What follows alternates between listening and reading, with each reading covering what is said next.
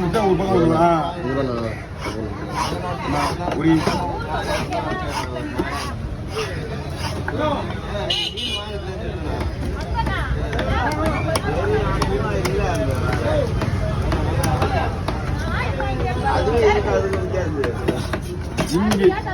இங்க இருந்து எங்க போய் மீன் வராங்க பாரு.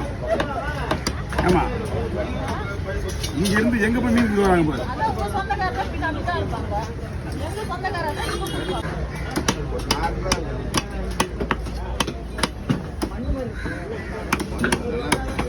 சின்னதாக போடக்கூடாது, அதே நேரத்தில் சுண்ணாம்பு போட்டு ஃபுல்லாக எடுக்கக்கூடாது.